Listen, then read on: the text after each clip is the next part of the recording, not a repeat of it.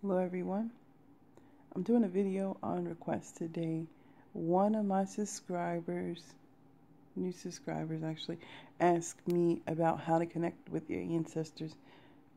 I don't know if I said it before, but I'm going to talk about why you should and how to.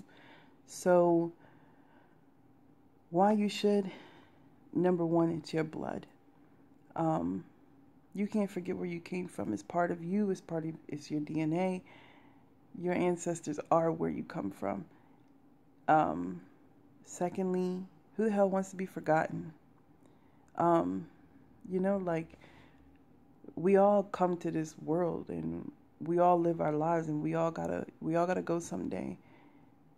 You reproduce for a reason. You know what I mean? Like your bloodline continues to go on.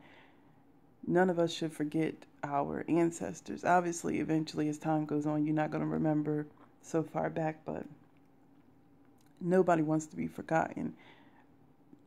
Setting up altars, talking to them, setting up memorials, it's an act of respect. It's an act of reverence, and it's important. And my next reason is it'll change your life. It moves energy in your life, move things forward. When you feed your ancestors, as I said in another video, when you feed them, they're able to help you. So how you want to connect to them is by an altar. If you cannot set up an altar, let's just say whatever your living situation, you can't set up an altar. If you do nothing but have a picture on your nightstand or something like that, and just talk to it.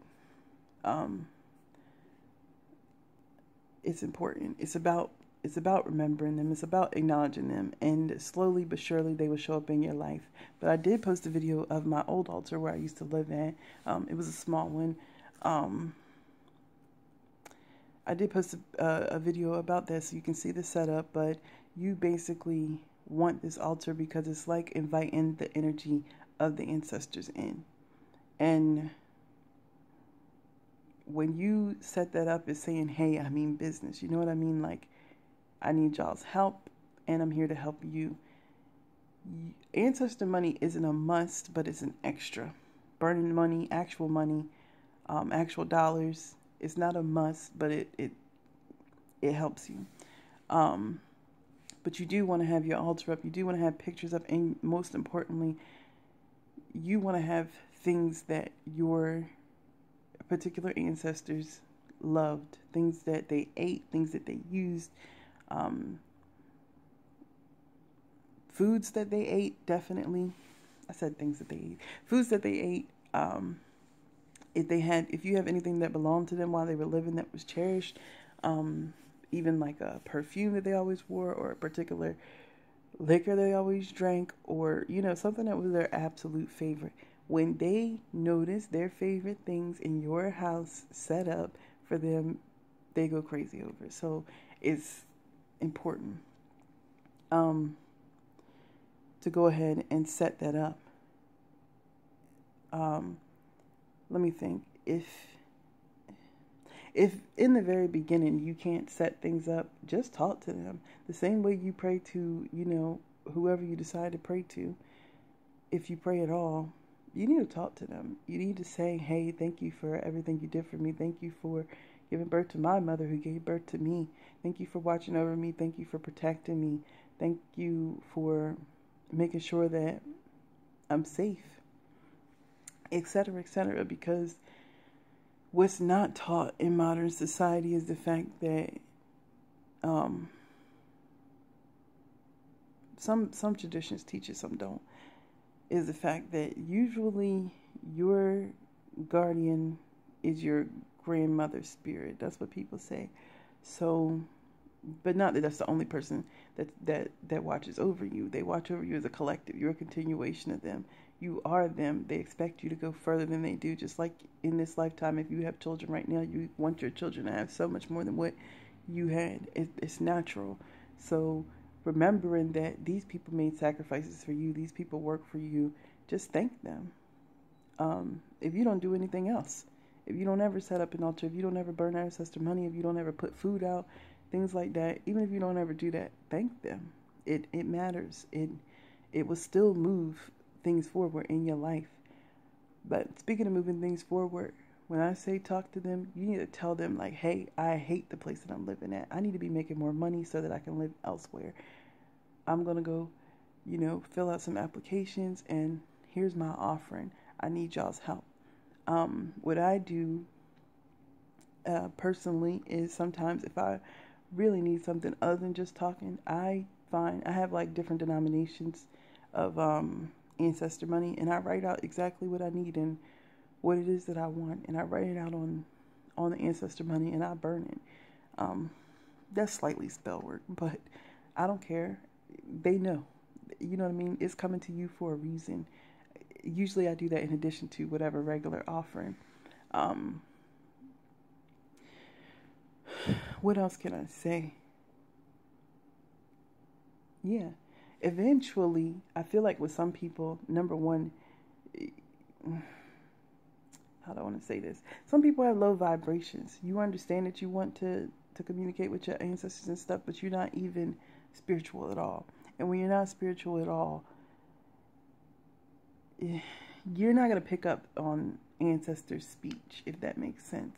And what I mean by that is some people, they don't necessarily speak. They show signs like a butterfly, like animals doing weird things that they shouldn't do.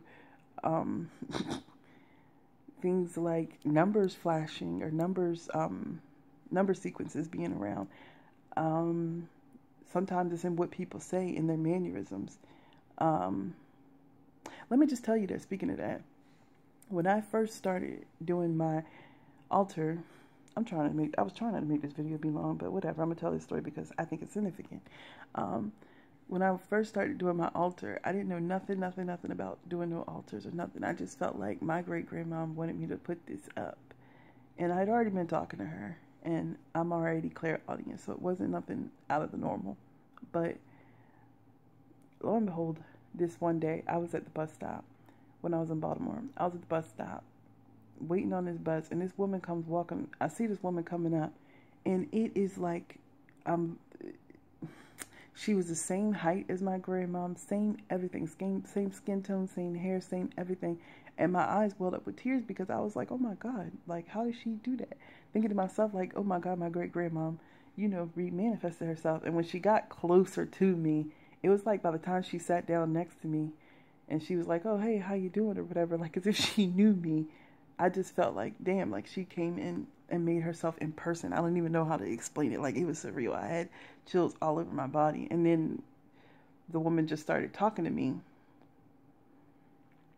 And I still had like this home feeling. Like, I know it was just regular basic conversation. Like, oh, I found some shoes in the mall and it's getting cold out. I had to get me a sweater. That's all. She was just making regular talk or whatever and asking where I lived at and stuff, like as if she knew me. But the point was the feeling that I got. The point was the fact that I saw her like in the face, that it was her face walking. That's a big sign. I'm not saying that everybody gets those type of signs, but things like that, or more importantly, one thing that always happens to me is cravings. Cravings for stuff I don't even eat. Like my great-grand, for example, she had a garden, and I don't eat raw tomatoes. I hate them. I would eat like tomato sauce and stuff like that, or cooked tomatoes, stewed tomatoes or something like that in food, but I don't eat raw tomatoes. And it's like all of a sudden, get some tomatoes. I'm like, who the hell's eating this? I just put that stuff up on the altar. I'm not eating it. But sometimes certain things I really have a craving for. I buy things that I never bought before in my life to put up on the altar. Things that I don't even plan on eating. I just save them in the freezer somewhere. But yeah, it's what comes to your mind. Sometimes people say random things to you that they wouldn't normally say. People who don't even really speak to you. Sometimes, like I've had so many examples, but I wanted to say that one because it really gave me chills when it happened, because I was like, damn, she made herself known. Like, but anyway, once you begin to make the connection, you will start, oh yeah, dreams, duh. Why didn't I say that? Dreams. They always showing up in your dreams, especially when you first start communicating. That's the easiest way to communicate with you and get what it is that they need said to you. But I'm going to end it there. I hope it's helpful. Hope I didn't ramble too much, and hope I made sense. Connect with your ancestors is going to move your life forward. They want to help you. They want you to succeed. They want you to prosper. They want you to live well. You're a continuation of them. So get started on that.